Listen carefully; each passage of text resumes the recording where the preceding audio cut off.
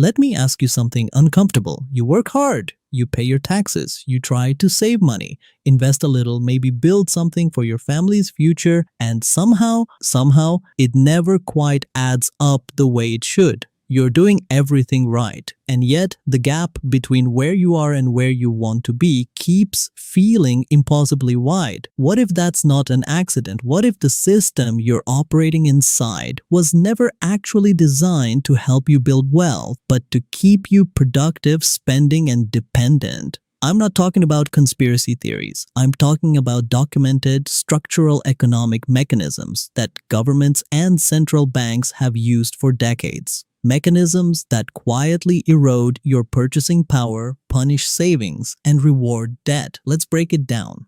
The inflation mechanism, the invisible tax. Start with inflation. Every government in the modern world targets inflation. The US Federal Reserve, the European Central Bank, the Bank of England, they all have an official inflation target of around 2% per year. They don't hide this. It's stated policy. But think about what that actually means for you. If inflation runs at 2% annually, the purchasing power of every dollar sitting in your savings account is cut in half in roughly 35 years. And that's at the target rate. Between 2021 and 2023, US inflation peaked at over 9%, the highest in 4 decades. In that environment, anyone holding cash wasn't just not building wealth. They were actively losing it every single day without making a single bad decision.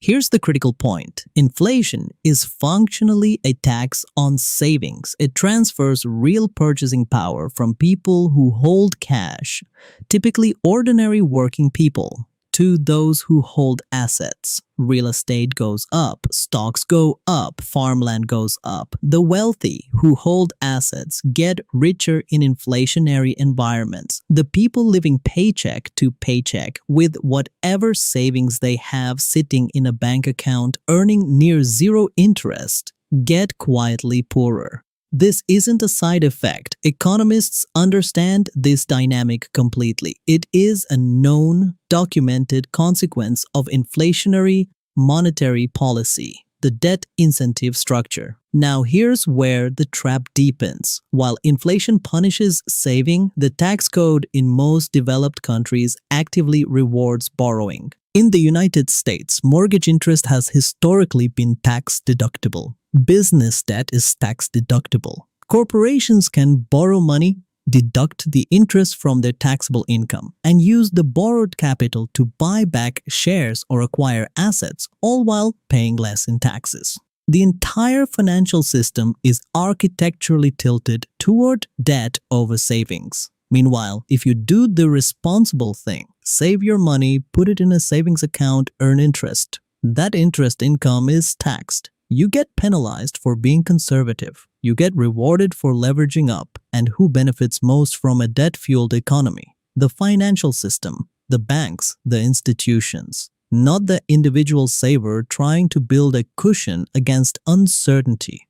Capital gains versus labor income. The two-tier tax system. This is one of the most revealing structural realities in modern economics, and it rarely gets explained plainly. In the United States, if you go to work and earn a salary, your income is taxed at ordinary income tax rates, which can reach up to 37% at the federal level for high earners. But if you own assets, stocks, real estate, businesses, and those assets increase in value, the gains are taxed at the capital gains rate. Long-term capital gains are taxed at a maximum of 20% federally, often lower.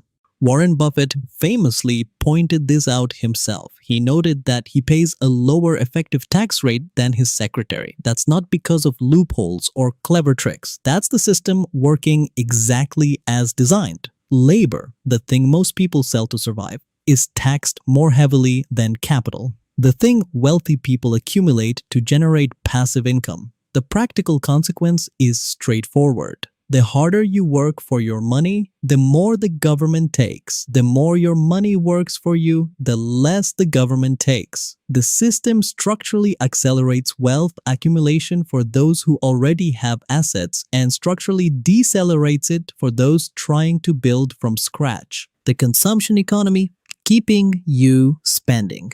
There's another layer here that doesn't get discussed enough. Modern economies are consumption-driven. In the United States, consumer spending accounts for roughly 70% of GDP. The entire system depends on people spending money consistently, continuously, and preferably on credit. This creates a powerful institutional incentive to keep you in a consumption mindset rather than a wealth-building mindset.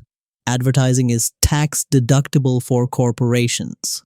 The financial literacy gap in public education is staggering. Most people graduate high school without ever being taught how compound interest works, what inflation does to purchasing power, or how to read a balance sheet. That's not an oversight. A financially literate population that saves aggressively, invests wisely, and avoids unnecessary debt is actually a problem for a consumption-dependent economy. What you can actually do now. None of this means the game is completely rigged with no exit. It means you need to understand the rules of the game you're actually playing, not the one you were told you were playing. The wealthy don't primarily earn wages. They own assets. They use debt strategically, not desperately. They understand that the tax code rewards ownership, not labor. They invest in assets that appreciate faster than inflation: equities, real estate, productive land. They think in decades, not months. The information has always been available. The mechanics have always been understandable. The trap only works as long as you don't see it clearly. And now you do, because here's the brutal truth that nobody in a position of power will say directly to your face. A population that is financially stressed, living paycheck to paycheck, and dependent on the next government stimulus check is an extraordinarily obedient population. Financial dependence is political control. It always has been. When you don't have savings, you can't afford to take risks. You can't quit the job you hate. You can't say no to bad deals. You can't resist bad policy. You become manageable. And a manageable population is a very convenient thing for any government to have.